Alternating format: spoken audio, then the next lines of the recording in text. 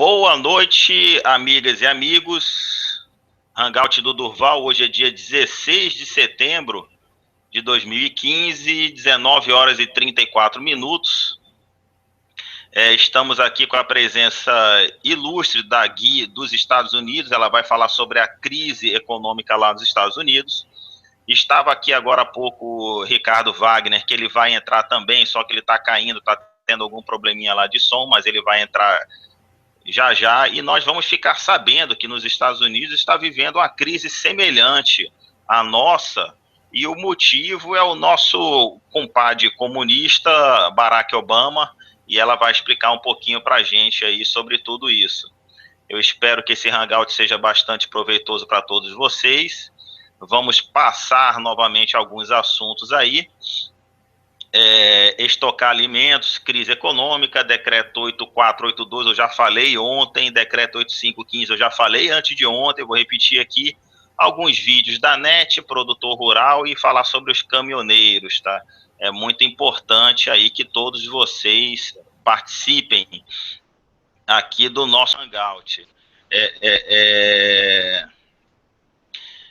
Tem um vídeo aí que está circulando, as pessoas me mandaram.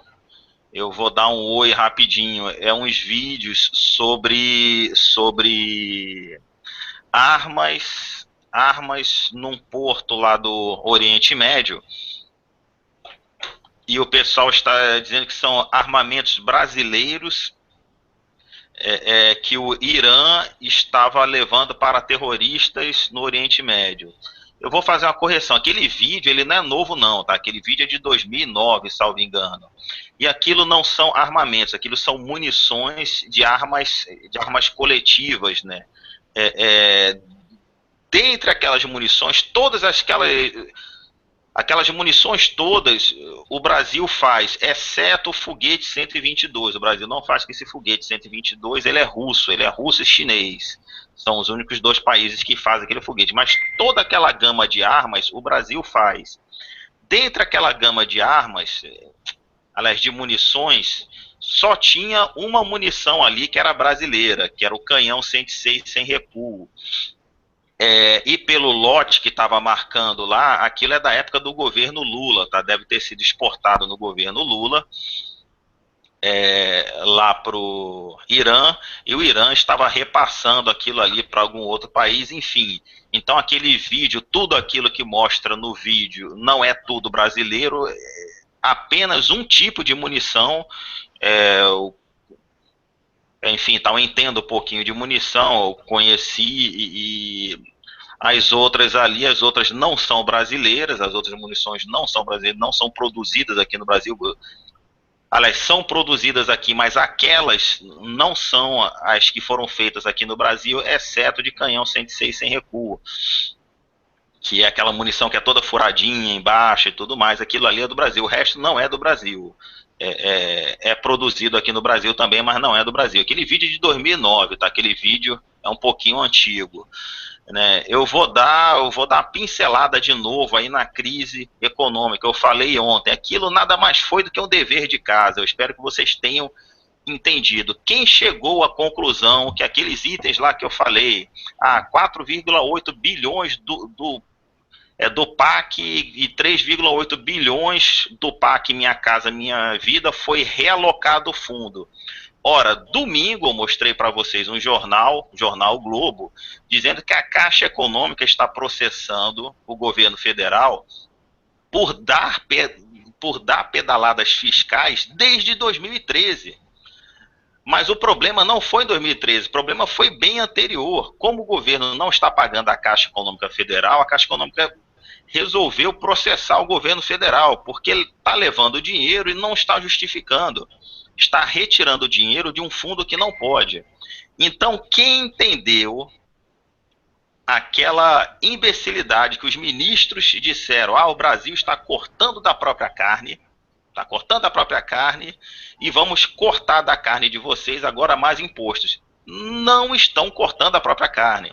Eles quebraram a Caixa Econômica, como não tem mais como retirar dinheiro da Caixa Econômica, eles estão tirando agora do FGTS. Eles só mudaram a fonte, está escrito lá naqueles 9 itens Gente, entenda, aqueles 9 itens foi feito para sacanear nós, povo, vocês, povo, estão sendo sacaneados. Por quê? Qual é o bichinho que vive no mar que tem 9 dedos? Então, aquele bichinho que vive no mar que tem 9 dedos, por isso, eles fazem esse simbolismo para sacanear vocês mesmos. Então, aquele simbolismo daquelas 9 medidas para salvar o Brasil é tudo brincadeira, porque na verdade está escrito lá. Eles não estão cortando de nada, eles estão mudando a fonte. Ó, estamos deixando de tirar da Caixa Econômica para tirar do FGTS. Mas o dinheiro do FGTS vem da onde? Vem da gente, vem do povo. Então eles estão roubando do mesmo jeito e querem roubar mais ainda da gente. Então, aqueles itens ali foi isso, tá? O dever de casa era isso, vocês linkarem com os hangouts anteriores o que está acontecendo. Estocar alimentos, é como eu falei para vocês, existe uma grande possibilidade de começar uma grave crise entrando outubro e principalmente novembro, porque eles roubaram tanto dinheiro que na verdade, um governo responsável deveria cessar todas as obras, por exemplo, Minha Casa Minha Vida, esse projeto tem que cessar, porque não existe mais essa necessidade agora, necessidade de sobrevivência.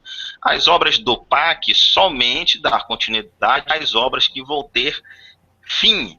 As que estão no início, as que estão no meio, não tem o porquê prolongar porque eles não conseguem terminar nada. O exemplo disso é as obras de Abreu e Lima, refinaria de Abreu e Lima está em Pernambuco, que estava orçada em 4 bilhões, já está em 41 bilhões e não saiu do chão. Esse dinheiro do Minha Casa Minha Vida, com certeza não vai para lugar nenhum, eles não vão terminar a obra nenhuma também.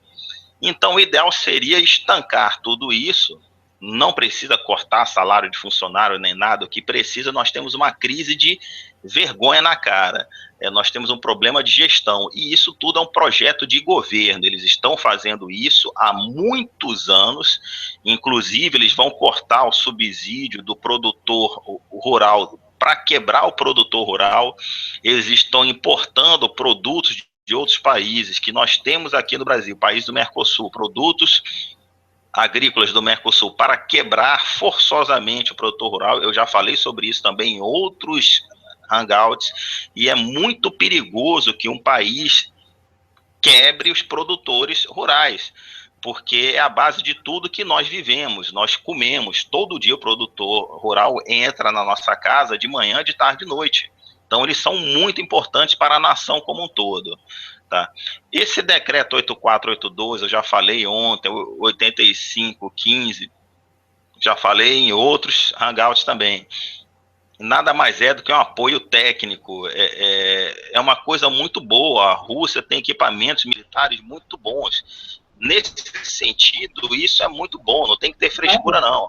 O Brasil tem acordos, assim, no caso, militares com a África do Sul, em termos de mísseis e foguetes, há quase 20 anos, com a Itália, com a França, com a Alemanha, com os Estados Unidos. Isso não é excludente, só vou fazer acordo com os russos. Isso é mentira.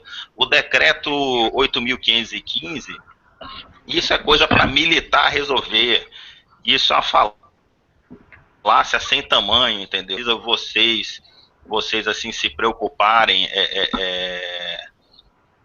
com esse decreto, os militares vão ser vendidos, não sei o que. Esse decreto nada mais é do que o seguinte: esse poder do decreto 8.515, a presidente já tem. Aquilo tudo é um poder que ela tem. O que ela está fazendo é delegar ilegalmente para o ministro da Defesa, que é tão civil quanto ela. O único problema daquele decreto é que eles querem modificar a parte de ensino militar também. Mas isso não se muda agora, não. Isso, para fazer a doutrina, é a mesma coisa, a mesma doutrina que eles fizeram com vocês. Demoram 10, 15, 20, 30 anos. Isso não muda assim imediatamente, não. Tá? Então, quem fala que já era, acabou os militares, não é assim. Então, esses decretos aí eu expliquei já, não tem nenhum estresse. Produtor rural, eu já falei, vídeo está da NET. Tem um vídeo aí, é do André até falando, que os militares estão vendidos com esse decreto 8.515, os militares já eram, não sei o quê, eles, a presidente, o ministro vão escolher quem eles quiserem para ficar nas funções chaves. Deixa eu explicar para vocês aqui. Nós, o militar, ele é uma vocação. Então, isso aí a gente sente estar na academia militar. Mais de 95% das pessoas que vão para a carreira militar não vão por causa de dinheiro, vão por causa de vocação. É uma vocação. Você passa 4 anos internado numa academia militar, ou então o sargento passa 1 ano, passa 4 anos, está internado e fazendo os cursos, escolas, a vida toda. Então, nós conhecemos dentro daquela massa, aqueles que não prestam, aqueles que são petistas, tem um cara que baba o Lula até embaixo da terra, tem. Mas dentro daquela esfera, daquela turma, cada turma está de oficiais da Academia Militar das Agulhas Negras, a qual eu fiz parte, são em torno de 500 oficiais, tá? De 500 oficiais. Isso é uma minoria. Não tem como a presidente escolher aquele vai ser general, não. Nós passamos mais de 30 anos na carreira. Nós fazemos cursos que nos habilitam a cada função. Dentro daquelas pessoas que conseguiram passar naquele curso para aquela função com uma nota acima de 8, preferencialmente, são escolhidos pessoas para comandar, e é dentro daquele grupo. Ou seja, você passa 30 anos trabalhando, estudando, e poucos chegam naquele nível. E daqueles que chegaram naquele nível, é ali que, se for o caso, a presidente tem que escolher, o ministro da Defesa tem que escolher, e essa pessoa passou 30 anos e todo mundo conhece ela. Tá, a presidente não vai pegar um civil, vou colocar o civil como comandante do batalhão. Não vai ter que pegar um oficial que está há 30 anos na carreira e que passou por todos os cursos previstos. Então isso é um papo mais louco do mundo, o papo mais besta do mundo. Que vai escolher o general para a função tal. Infelizmente, quem escolhe as funções para general é a presidente. Mas a presidente recebe da comissão de todos os generais quais são os 3, 4 ou 5 generais que podem ocupar aquela função. Senhora presidente, tem 5 generais que podem ocupar aquela função. Cada general passou 40 anos na carreira. No mínimo 40 anos na carreira. Aí esse cara é comunista. Aí ela vai ter que escolher dentro daqueles 5 os habilitados para aquela função. Um habilitado para aquela função. E vou dizer mais,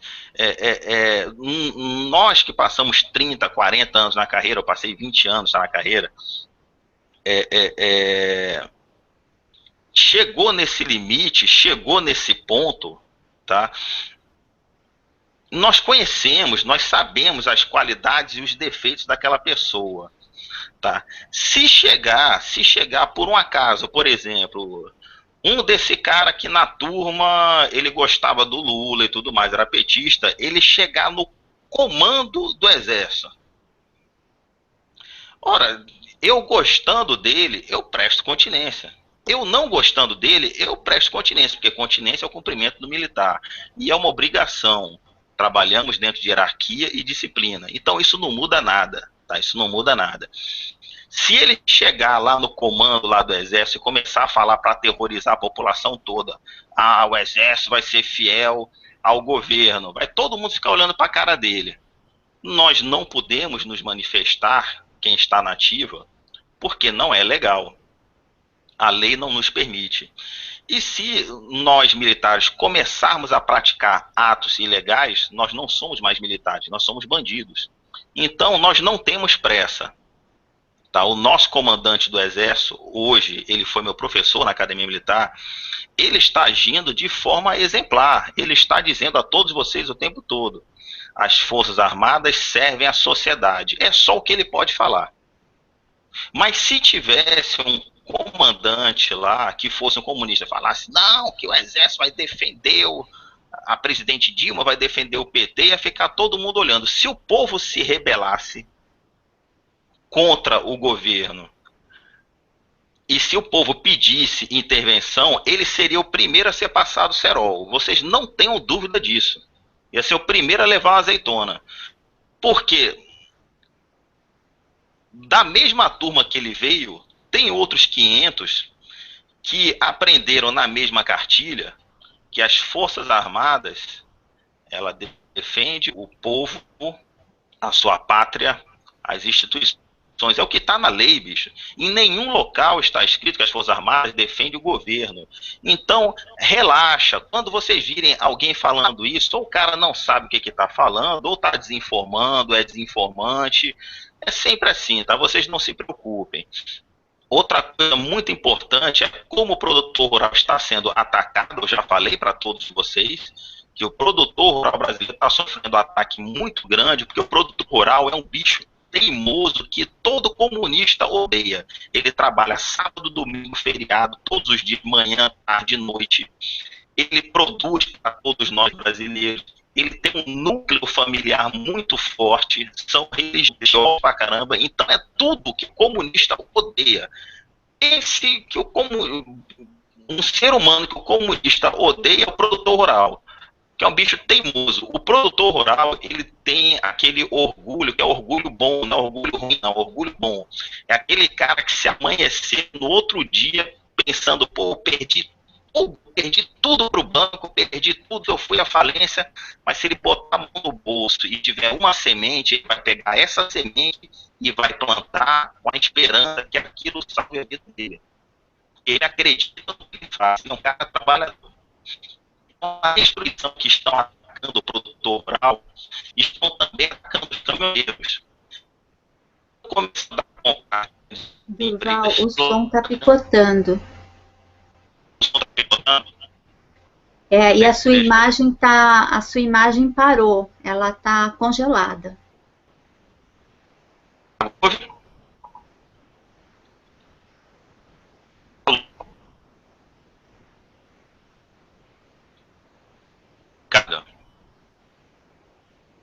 Alô?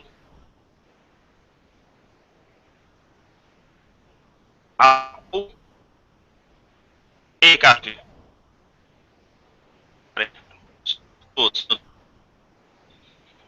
Vou parar a imagem aqui então, porque deve ser algum problema. Deve ser problema. O Durval sumiu para mim. A imagem congelou e eu não ouço a voz dele. Eu não consigo entrar, Ricardo.